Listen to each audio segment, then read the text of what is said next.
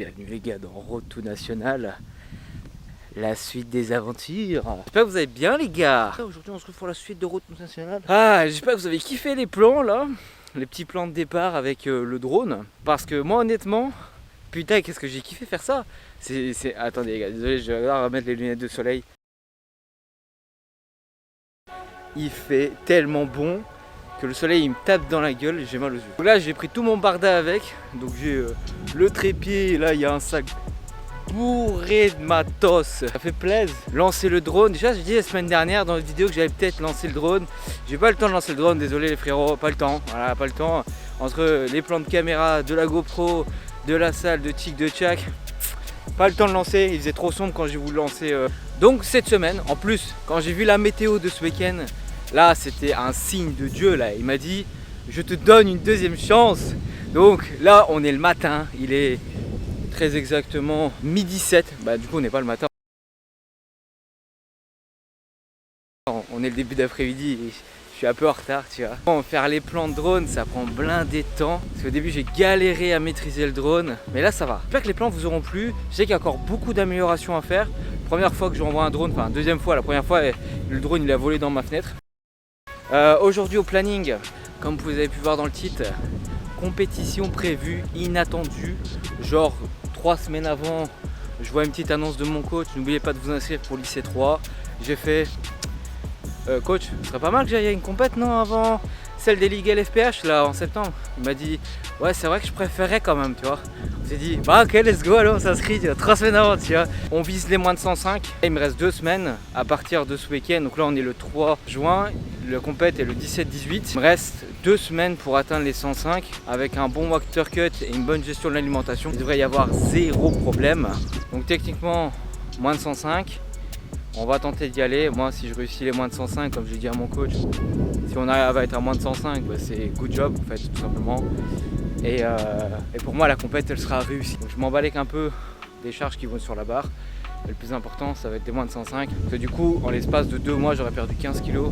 Et ça ce serait le Saint Graal. Oh ben voilà pourquoi déjà ce matin je fais ma petite vidéo au canal. Vu qu'il faut atteindre les moins de 105, on met l'effort pour y arriver. Le protocole il est simple. C'est 4 entraînements par semaine. Mon taf qui est assez lourd qui fait que je perds beaucoup de calories. Et en plus de ça, je faisais 10 000 pas par jour. Donc pour faire ma perte de poids, je mangeais entre 2,8 et 3 000 calories. Ce qui me permettait de perdre entre 500 et 1 kg par semaine. Alors une perte de poids plus ou moins agréable et constant. L'idéal c'est que la semaine avant la compète, donc une semaine avant, dire dans une semaine, il faudrait que je sois à 108 pour faire en sorte que la deuxième semaine, juste le week-end avant la compète, je fasse un water cut. Et que là à ce moment-là, avec le water cut, je perds 3 kg. Totalement faisable avec un water cut. Il faut que d'ici une semaine, j'ai perdu là 5 kg. J'ai déjà commencé la semaine dernière puisque l'info est arrivée la semaine dernière, donc 3 semaines avant la compète. J'ai pas su vous le dire dans la dernière vidéo, vu que ça s'est passé juste pendant le montage, j'ai pas rajouté quelque chose, je me suis dit je vais leur donner l'info la semaine d'après. Mais j'ai déjà commencé les 20 000 pas, donc j'en fais plus de 10 000, j'en fais 20 000 maintenant. Et sur la semaine ici, pour vous donner un ordre d'idée, mon poids est toujours à 111,9. Pourquoi? Parce qu'en fait, avec l'augmentation de l'activité physique, c'est que dès que j'augmente mon activité physique, mon corps prend du poids pendant 3-4 jours. À voir. Il faut juste espérer que ça chute bien et que ça se passe bien. Donc ça on verra, et de toute façon vous verrez dans la suite des épisodes. Les gars, on va essayer de surprendre mon chien parce qu'il a l'habitude de toujours se foutre dans le fauteuil quand je suis pas là. Et là je suis devant chez moi, on va rentrer tout doucement et on va essayer de le choper sur le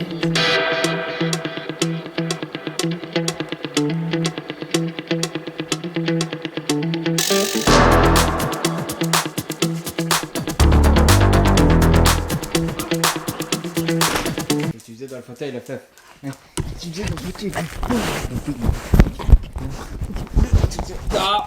Non, dégage. Tu vas me bouffer mon micro là. Tu veux bouffer mon micro, c'est ça? C'est ça, tu veux bouffer mon micro? Espèce de petit enculé va. Oh bébé. Oh bébé. Il est bien ça. Il est bien. Il est bien, ça fait ça. Oh bébé.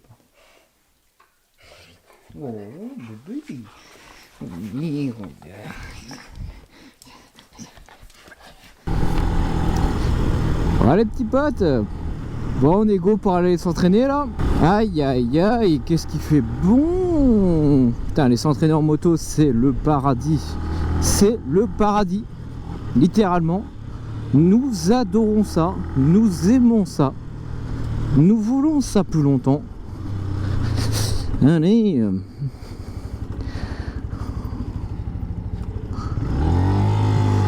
Juste pour la vidéo, je m'arrête au stop.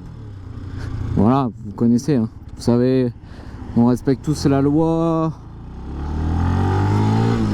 On est tous des bons citoyens. Nous respectons les stops. Nous respectons tout.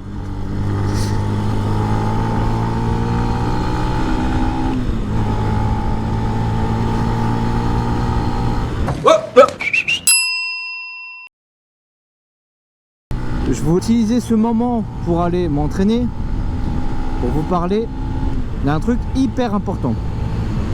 Donc comme je vous l'ai dit un peu plus tôt dans la vidéo, le 17-18 je suis en compétition. Et ici j'ai eu un appel avec mon coach de 2 heures. Pour vous situer un petit peu, le 17-18 compétition, l'objectif de cette compète c'est pas d'aller faire le max de chez max, d'aller taper des grosses perfs. Bon, même si on y va quand même pour aller un petit peu tâter les perfs, hein, bien évidemment. Vous savez, on va pas là pour s'amuser, pour le plaisir. Classique, on va pas se prendre la tête. L'objectif numéro 1 ça reste le poids, d'être en moins de 105. La difficulté ça reste que, comme je vous l'ai dit ce matin, je suis à 111,9 et que vu que j'ai changé l'intensité entre guillemets de mon activité, que j'ai augmenté x2 le nombre de pas, mon corps a réagi d'une manière où il a pris du poids. Et ici pour l'instant ça chute, et normalement toute la semaine ici ça va continuer à chuter, et ça ce sera bon. Et techniquement je devrais arriver à 108 à la fin de la semaine prochaine. Maintenant le second problème que j'ai, c'est que pour ceux qui ne le savent pas, je m'entraîne le mardi, jeudi, samedi, dimanche. Donc mon jour 1 commence mardi et mon dernier jour de mon entraînement de mon bloc de semaine termine dimanche. La compétition se fait samedi, dimanche. Pour ceux qui ne le savent pas, lorsque vous préparez une compétition, vous allez effectuer un certain nombre de semaines, 4, 8, 12, toujours par 4 généralement. Et donc c'est ce qu'on appelle des blocs. Généralement quand arrive un moment donné où vous avez 2 semaines d'affilée, vous devez commencer à diminuer les charges, c'est que votre corps commence à atteindre ses limites en termes d'intensité et qu'il lui faut un deload. Donc cette semaine-ci, moi personnellement, je suis en deload. Alors quand vous arrivez à l'approche d'une compétition, vous effectuez toujours un deload, puis ce qu'on appelle putain, j'ai un trou de mémoire, fucked up. On fait ce qu'on appelle un picking et ensuite on fait un taper. Alors en gros ça permet quoi? Ça permet le deload, permettre de reposer le corps en termes de volume, d'intensité, donc de diminuer le volume et l'intensité. Donc continuez à vous entraîner mais vous diminuez votre volume. Ensuite vous faites un picking, où le picking vous allez augmenter non le volume, mais vous allez plutôt faire des top singles, donc des 1x1, et ensuite des work sets ou des back off comme vous voulez, vous pouvez l'appeler comme vous voulez. Et là on va faire par exemple du 3x5. En gros ça va être de réhabituer le corps à travailler avec des grosses charges pendant une semaine. Donc vous allez aller taper un peu plus entre guillemets pas loin de votre RP10. Donc vous allez faire des RP7, RP8. Le taper, là en gros c'est 3 jours d'entraînement où en fait le premier jour vous allez faire votre squat et vous allez vous rapprocher de votre max en 1x1. Vous allez faire un RP8 par exemple.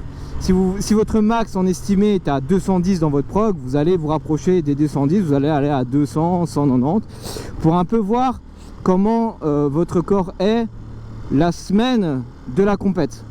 Donc généralement si moi par exemple, ici ma compète est le 17-18, j'aurais dû avoir un taper le lundi, mardi et mercredi de la semaine de la compète.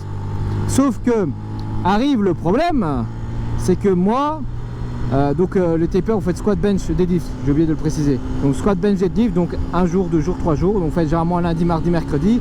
Comme ça après jeudi, vendredi vous êtes en repos et c'est tranquille. Sauf que comme je le dis ici, moi c'est que ma compète on l'a prévu 3 semaines avant le jour J. Donc qu'est-ce qui se passe? Il n'y a pas eu de... Alors si tu veux, il n'y a pas eu correctement un deload.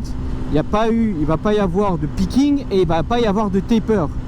Donc moi en gros, vu que je prépare surtout la compétition en septembre, donc les championnats du LFPH, et non ici l'Interclub 3, donc lycée 3, eh ben en gros, moi il n'y a pas de préparation. Donc qu'est-ce qui va se passer? Ben, la semaine prochaine, je vais devoir changer tous mes jours d'entraînement. Au lieu de m'entraîner mardi, jeudi, samedi, dimanche, je vais devoir m'entraîner lundi, mardi, repos mercredi, jeudi, vendredi, entraînement. Et samedi, repos. Dimanche, je dois commencer le D1 de la semaine avant de la semaine de la compète.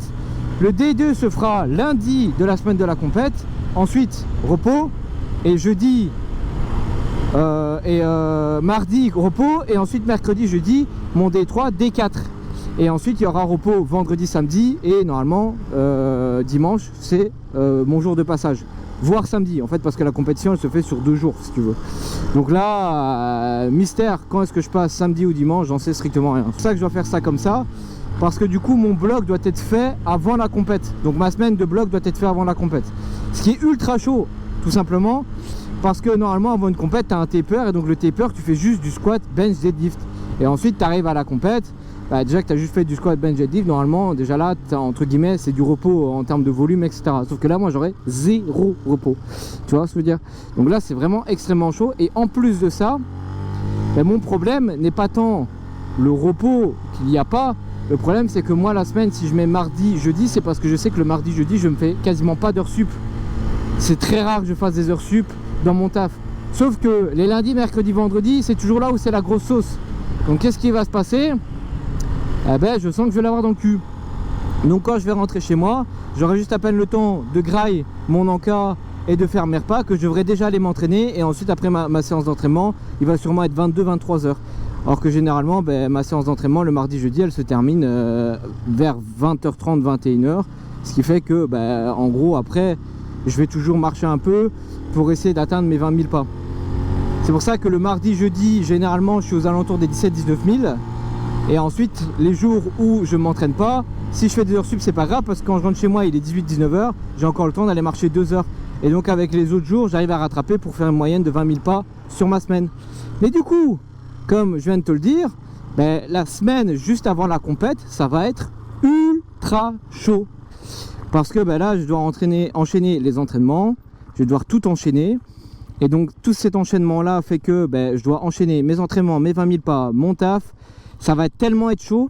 Et donc j'ai pas le choix de faire mes 20 000 pas en moyenne, parce que c'est ça qui va me permettre, si tu veux, d'aller chercher ben, tout simplement d'aller chercher mes 100. Ça va se péter la gueule là ou quoi? Oh les graviers ici, fuck it bitch hein gros. Mes 105 kilos. Parce que ben, la dernière semaine, en plus je dois faire un water cut. Donc ici, cette semaine qui va arriver ici, ça vous le verrez dans la prochaine vidéo, je vais devoir faire un water cut. Je vais vous expliquer ben, quel est le protocole dans la prochaine vidéo de mon water cut. Mais là c'est la grosse sauce, si tu veux, ici ça va vraiment être une grosse sauce au niveau gestion et niveau planning. Donc on verra ça la semaine prochaine, je vous raconterai toutes mes péripéties de la semaine. Et voilà, donc là on va aller s'entraîner, c'est parti là.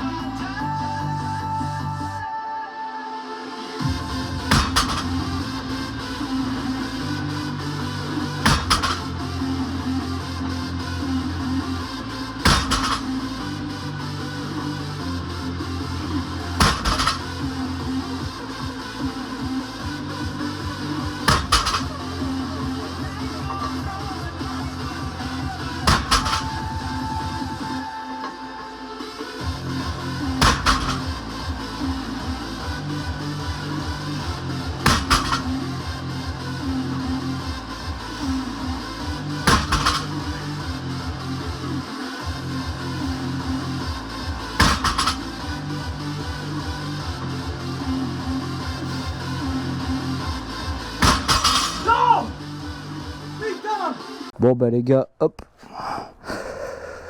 l'entraînement est fini, plus qu'à mettre les shoes, hop, les shoes de motard, et on se barre.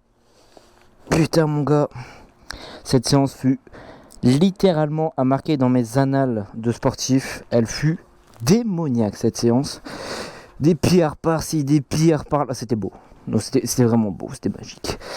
Bon du coup les gars, je mets mes chaussures, je vous fais quelques plans bien sympas en moto pour terminer cette belle vidéo. Moi j'espère en tout cas qu'elle vous aura bien plu cette vidéo. J'ai kiffé à la faire, surtout avec le drone. Putain, qu'est-ce que je me suis amusé. N'hésitez pas à me dire en commentaire votre avis par rapport au plan de drone, qu'est-ce qu'il faut améliorer, etc. Je sais qu'il y a beaucoup d'améliorations à faire. Si vous vous y connaissez, n'hésitez pas à me donner des conseils. Si vous connaissez des youtubeurs ou d'autres personnes qui font des vidéos pour donner des conseils au niveau des plans, des drones et tout ça, n'hésitez pas non plus. Je suis ultra preneur. Putain, qu'est-ce que c'est bien dur cette histoire d'aimant. Donc n'hésitez pas à me dire en commentaire votre avis et n'oubliez pas le like, de vous abonner si c'est déjà pas fait. Moi je vous dis à la prochaine pour une nouvelle vidéo. Bonne soirée, bonne journée à vous. À bientôt, bisous sur vos quads. À bientôt les amis.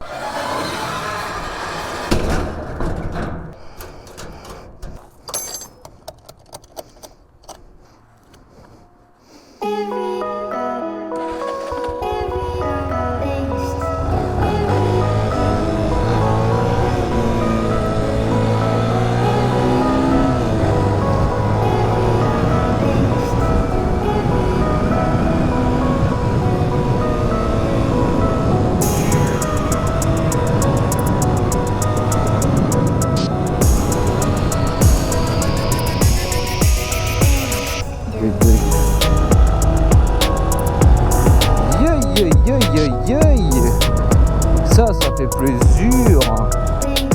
Je sais pas ce qu'ils font.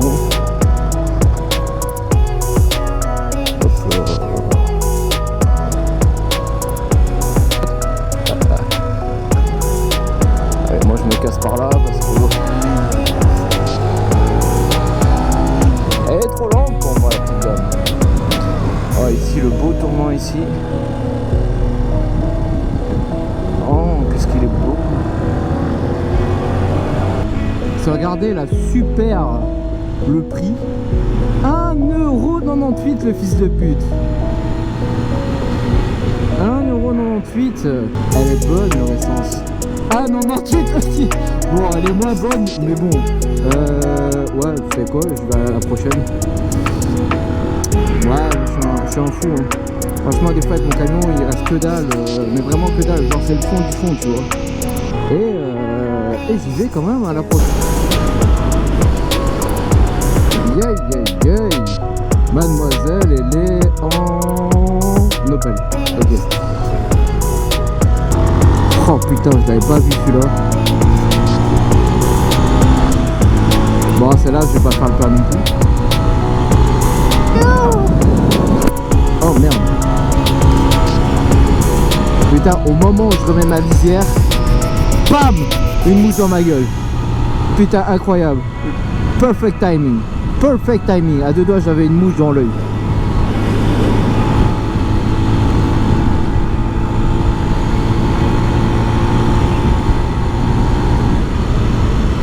Comment vous pouvez pas être heureux avec un bruit pareil? Alors surtout que c'est une 125 hein. Mais imagine-toi lorsque j'aurai ma moto.